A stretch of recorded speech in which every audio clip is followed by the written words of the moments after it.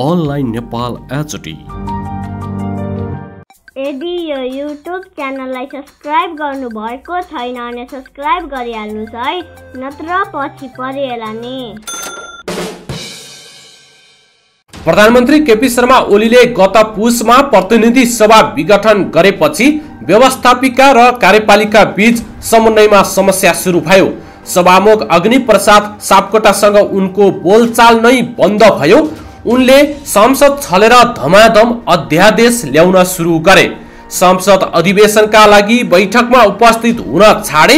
सर्वोच्च अदालतले प्रतिनिधि सभा विघटनको निर्णय बदर गरेपछि फागुन 23 गते पहिलो बैठक बस्यो। तर बैठक सुरु हुनु केही समय अगावै संघीय संसद भवनबाट प्रधानमन्त्री ओली बाहिरिएका थिए। सुरुको 3 दिन उनी संसद त गए, तर 3वटै बैठकमा बसेनन्। पुनर्स्थापित प्रतिनिधि सभामा बिजनेस नभएर बैठकहरू शोक प्रस्ताव र प्रतिवेदन पारितमा सीमित भए। 9 दिनमा 25 घण्टा सञ्चालित 7औं अधिवेशनको बैठकमा ओली कुनै पनि दिन उनी उपस्थित भएनन्। बरु सभामुख सापकोटालाई थाहै नदिई वैशाख 6 गते राष्ट्रपतिलाई बैठक अन्त्यको सिफारिस गरे। विश्वासको मत लिने प्रयोजनका लागि वैशाख 27 गते आफ्नै इच्छा अनुसार बैठक बोलाएका थिए। उनले संवैधानिक परिषद सहित 7वटा अध्यादेश जारी गर्न राष्ट्रपतिलाई सिफारिस गरे। राज्य व्यवस्था समितिले पारित गरेर पठाएको विधेयकको प्रस्ताव प्रतिनिधि सभामा छ। तर ओलीले नेपाल नागरिकता ऐन 2063 संशोधन सम्बन्धी अध्यादेश मन्त्री परिषदद्वारा स्वीकृत गर्नेतर्फ लागे। रेलवे विधेयक संसदमा रहेका बेला त्यसलाई पारित गर्नेतर्फ ध्यान दिएनन्, बरु त्यही सम्बन्धी अध्यादेश ल्याए। निजामती लगायतका ऐनहरू संसदबाट पारित गराउनेतर्फ लागेनन्। अप्ठ्यारो फुकाउने नाममा मन्त्री परिषदद्वारा धमाधम कार्यविधि बनाउन सुरु गरियो। पुनर्स्थापित प्रतिनिधि सभालाई बिजनेस नदिएको भन्दै सत्ता पक्षकै सांसदहरूले गरेको सरकारको आलोचना पनि त्यति बेला उनले सुनेनन्। प्रधानमन्त्रीले संसदलाई व्यवस्था गरेको भन्दै सुन्ने र विशेष समयमा सांसदले पटक पटक बोली नै रहे। तर ओलीले बैठकमा उपस्थित नै नभई संसदमा उठेका विषयलाई व्यवस्था गरेरै छाडे। सभामुख सापकोटालाई थाहै नदिई त्यसै दिन राष्ट्रपतिलाई बैठक अन्त्य गर्न लगाए। गत असारमा 6औं अधिवेशनको बैठक पनि सभामुखलाई थाहै नदिई अन्त्य गरिएको थियो। सभामुख सापकोटा र ओली बीच 8 महिनापछि गत चैत 16 गते बालुवाटारमा औपचारिक भेट भएको थियो। भेटमा सभामुखले प्रतिनिधि सभालाई बिजनेस दिन आग्रह गरेका थिए। उनले प्रतिनिधि सभालाई क्रियाशील बनाउन अनुरोध गरे पनि कार्यव्यवस्था परामर्श समितिको बैठकमा विधेयक पेश गर्ने विषयमा छलफल समेत भएन। ओलीले प्रतिनिधि सभामा विश्वासको मत नपाएपछि अर्को बैठक बस्नुको औचित्य ठानेनन् र त्यही दिन अधिवेशन अन्त्यको सिफारिस गरे। ओलीले प्रतिनिधि सभामा सांसदले उठाएका सवाललाई अप्रत्यक्ष रूपमा सार्वजनिक कार्यक्रममा जवाफ दिँदै हिँडे। तर उनले त्यही विषय संसदमा उपस्थित भएर बोल्न चाहेनन्। सरकारले जारी गरेको अध्यादेश पहिलो दिनको बैठकमा विपक्षीले पेश हुन नदिएको भन्दै उनले सार्वजनिक कार्यक्रममा सभामुख सापकोटाको आलोचना गरे। विषयगत समितिले पारित गरेको प्रतिनिधि सभामा पठाएका विधेयक अल्पत्र रहेका बेला उनले गत वर्ष आफ्नै पार्टीमा विवाद भएको अमेरिकी सहयोग New York millennium challenge corporation MCC सँगको सम्झौतालाई बहसमा ल्याए। नयाँ वर्षको अवसरमा शुभकामना दिने क्रममा उनले MCC सम्झौता अनुमोदन गराउन पूर्व सभामुख कृष्ण बहादुर महरा र सभामुख सापकोटाले अवरोध गरेको ठकुवा गरे। उनले यस अवधिमा धमाधम अध्यादेश जारी गरे। पूर्व सभामुख तराना भाट संविधानलाई व्यक्तिगत स्वार्थमा प्रयोग गर्न खोज्दा यो अवस्था आएको बताउने गरेका छन्। स्वार्थका लागि संसदलाई हतियार बनाउनु हुँदैन उनले भने। यसैबीच निवर्तमान गृहमन्त्री रामबहादुर थापा बादलले आफू राजनीतिबाट सन्यास लिने मोडमा पुगेको बताएका छन्। शनिबार नेकपा एमालेको स्थायी कमिटी बैठकमा यस्तो बताएका हुन्। एक नेताका अनुसार बादलले भनेका छन्, मलाई दिक्क लाग्न थालिसक्यो, राजनीतिबाट टाढा रहौं जस्तो, सन्यास लिउँ जस्तो लाग्न थालेको छ कमरेडहरू। ती नेता भन्छन् बादल कमरेड निराश देखिनु भएको छ। सर्वोच्च अदालतको 2077 फागुन 23 गतेको फैसलापछि नेकपा एमाले प्रवेश गरेका निवर्तमान गृहमन्त्री थापा बादल जेठ 6 गते बागमती प्रदेशमा राष्ट्रिय सभाको सदस्यका लागि भएको निर्वाचनमा बादल राष्ट्रिय सभा सदस्य स्वतन्त्र उम्मेदवार डाक्टर खिमलाल देवकोटासँग पराजित भएका थिए। जेठ 6 गते नै सर्वोच्च अदालतका प्रधान न्यायाधीश चोलेन्द्र शमशेर जबराको एकल इजलासले सांसद नरहेका बादल सहित 7 जना मन्त्रीलाई मन्त्रीको हैसियतमा कामकाज गर्न रोक लगाउने गरी अन्तरिम आदेश जारी गरेको थियो।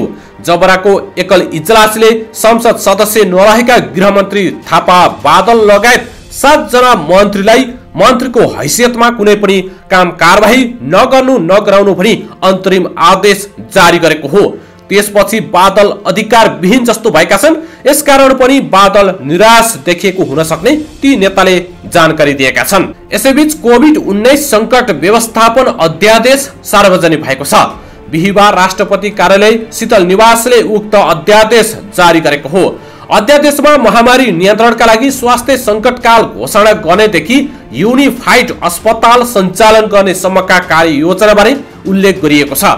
नेपालको संविधानको धारा 114 को उपधारा 1 बमोजिम मन्त्री परिषदको सिफारिसमा राष्ट्रपति विद्यादेवी भण्डारीबाट सो अध्यादेश जारी भएको हो। यसैबीच विप्लव नेतृत्वको नेपाल कम्युनिस्ट पार्टीले झण्डै 2/3 जनमत सहित बनेको नेकपा र केपी शर्मा ओली नेतृत्वको सरकार असफल भएको कारण संसद विघटन भएको बताएको छ।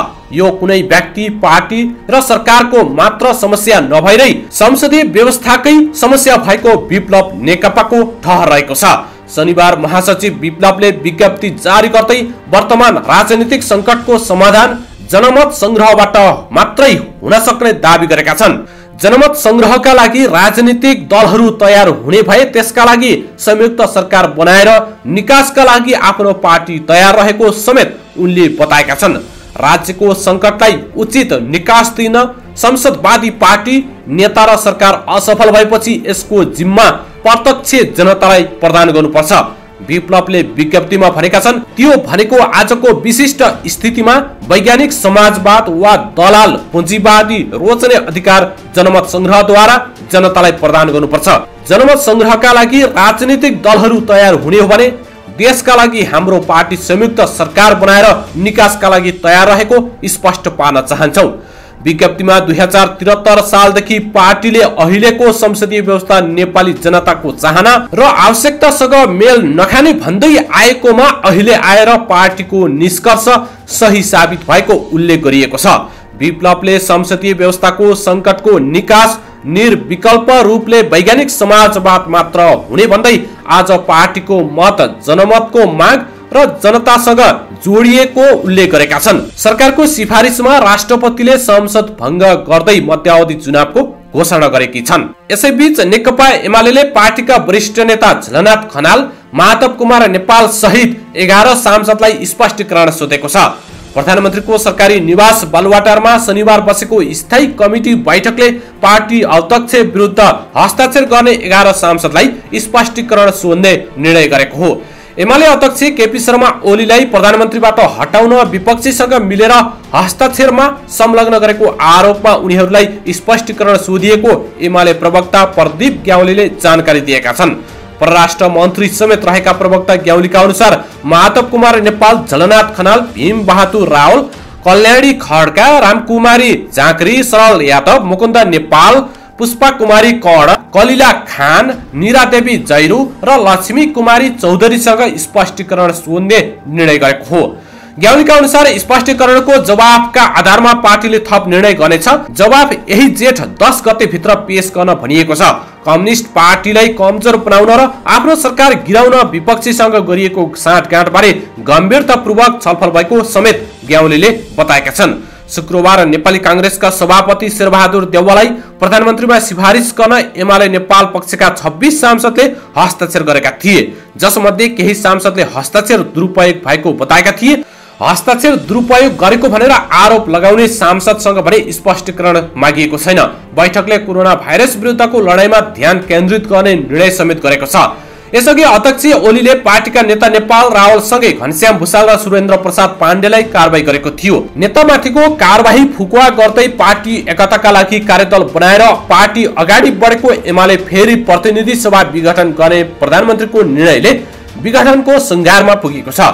5 पुसमा प्रधानमन्त्री ओलीले पहिलो पटक प्रतिनिधि सभा विघटन गरेपछि माधव नेपाल समूहले ओली विरुद्ध संघर्ष गर्दै आएको छ। शुक्रबार ओली विरुद्ध हस्ताक्षर संकलन गरेपछि फेरि 11 सांसदलाई स्पष्टीकरण सोधिएको हो।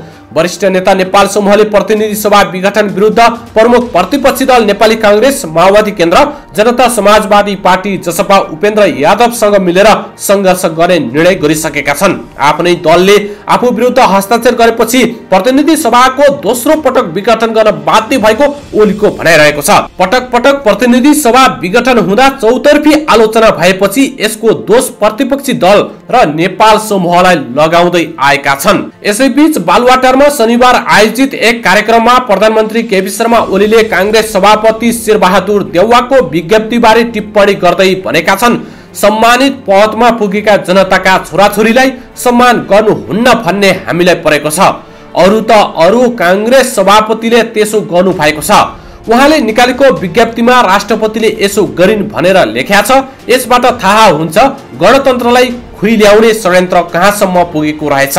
देउवाको भाषामाथि यसरी आलोचना गरिरहँदा ओलीले गणतन्त्र खुइल्याउने षड्यन्त्र आफ्नै व्यवहारबाट भइरहेको छ भन्ने हेक्का राख्न सकेनन्। उनले आफू सत्तामा नहुँदा व्यवस्था नै बस्दैन भनेर धेरै पटक खुलियाम धम्की दिइसकेका छन्। बालुवाटारमै शुक्रबार दिउँसो पत्रकारहरूसितको संवादमा पनि उनले राष्ट्रिय सहमतिको सरकार बनाउन आफूलाई साथ नदिए प्रतिनिधि सभा विघटन हुने र मुलुक चुनावमा जाने बताएका थिए।